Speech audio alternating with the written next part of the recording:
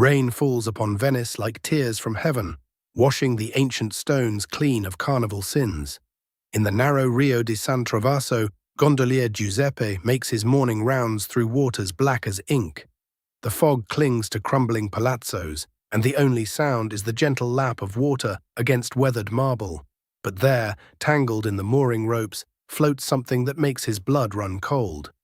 A woman in an elaborate white gown, her carnival mask still tied to her face, drifts like a pale ghost in the murky canal. The Contessa Valentina Morosini, Venice's most notorious socialite, has taken her final bow. Just 12 hours earlier, the Palazzo Morosini blazed with light and laughter. Venice's elite gathered for the most exclusive masquerade of Carnival season, their identities hidden behind identical white masks crafted by the finest artisans. Contessa Valentina held court in the grand ballroom, her beauty legendary even among a city of beauties. She moved through the crowd like a predator, her smile sharp as broken glass. Count Lorenzo watched his estranged wife from across the room, his gambling debts crushing him like stones. Marco Bellicorte whispered sweet promises in her ear while his creditors circled like vultures. And Sofia, poor forgotten Sofia, stood in the shadows as always, invisible in her sister's blazing light. The masks made everyone equal, but secrets have a way of bleeding through porcelain and paint. Valentina had gathered dangerous information about her guests, affairs, debts, crimes that could destroy reputations built over centuries. She collected secrets like other women collected jewelry, and she wore them just as proudly. Throughout the evening, whispered conversations turned heated behind fans and in shadowed alcoves. Someone would pay dearly for her silence, she had decided. But in Venice, where water runs deeper than blood, some secrets are worth killing for. As the clock struck midnight, Valentina raised a toast to the assembled guests. To masks, she said, her voice carrying over the music, and to the faces we hide beneath them. Those would be among her final words. Inspector Giuseppe Rosetti arrives as the morning sun struggles through the perpetual Venetian haze. He is a man who reads stories written in blood and shadow, who finds truth in the spaces between lies. The palazzo is sealed, the guests confined to their rooms like birds in gilded cages. Dr. Bernardi, the city's most respected physician, delivers news that changes everything. She was dead before she entered the water, Inspector. Poison, most certainly. Something that acts quickly, quietly. The Contessa did not drown in the canal. She was murdered at her own party. Among her guests, behind those perfect white masks, lurks a killer who thought anonymity would be their salvation. How wrong they were. One by one, Inspector Rosetti questions the guests, each alibi more elaborate than the last.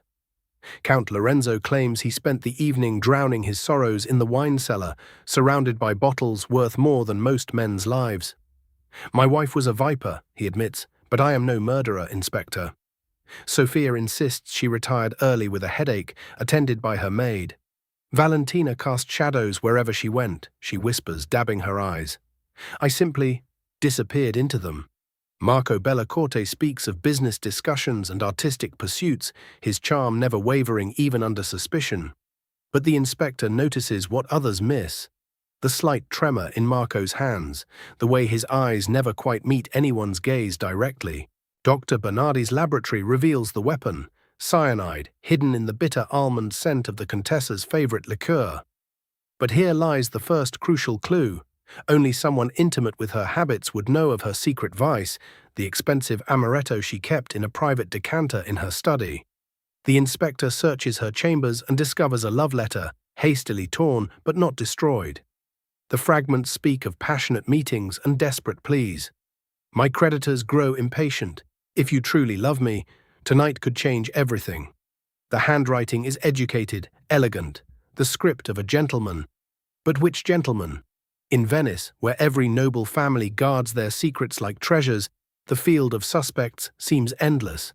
The investigation takes a dramatic turn when a servant discovers Count Lorenzo's gambling marker in Valentina's safe. A debt of staggering proportions that would ruin him completely. The evidence seems damning. A desperate husband with everything to lose. A wife who held his financial destruction in her delicate hands. Lorenzo breaks down under questioning, confessing his hatred but maintaining his innocence. "Yes, I needed her dead," he sobs. "But I am a coward, Inspector, not a murderer. I lack the courage for such decisive action." Yet as the inspector studies the crime, something feels wrong. The poisoning was too elegant, too personal for a desperate gambler. This was not the work of a man driven to desperation. This was calculated, intimate revenge. Inspector Rosetti calls all suspects to the grand ballroom where the masquerade began, their white masks now removed, faces naked and vulnerable in the morning light. "Someone in this room committed the perfect crime," he announces, his voice echoing off marble walls. Or so they believed. The tension crackles like electricity before a storm. Lorenzo shifts nervously, Sofia wrings her hands, and Marco maintains his composure with visible effort. The killer counted on the masks to hide their identity, on the chaos of Carnival to obscure their movements. But murder leaves traces that no disguise can conceal. Outside, thunder rumbles across the Adriatic, and rain begins to fall harder against the ancient windows.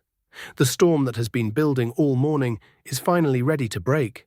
The killer made one crucial mistake, Inspector Rosetti continues, his eyes settling on Marco Bellicorte. "They assumed the masks made them invisible. But I found something that cannot be disguised. A monogrammed handkerchief, dropped in the study where the poison was administered. M.B. Marco Bellicorte." Marco's composure finally cracks. She was going to destroy me. Her creditors, my creditors, she held them all in her palm. She promised to save me, then laughed when I begged. The truth spills out like wine from a broken bottle. Marco, desperate to escape his gambling debts, had approached Valentina for help.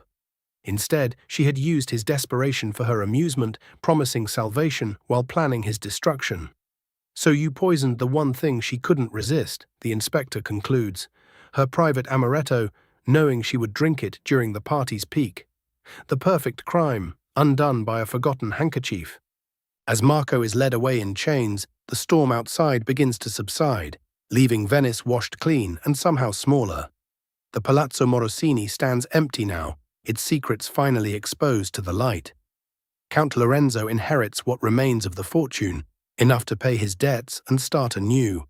Sofia disappears into the Italian countryside, free at last from her sister's shadow. The carnival masks are packed away for another year, but the inspector knows the truth. We all wear masks, every day, hiding our real faces from the world. Some hide shame, others hide fear. But Marco Bellicorte had hidden murder behind his charming smile, and in Venice, where water runs deeper than blood, some masks can never be removed. The rain continues to fall on the ancient city, washing away the traces of carnival sin, but some stains, like those left by betrayal and murder, never truly fade.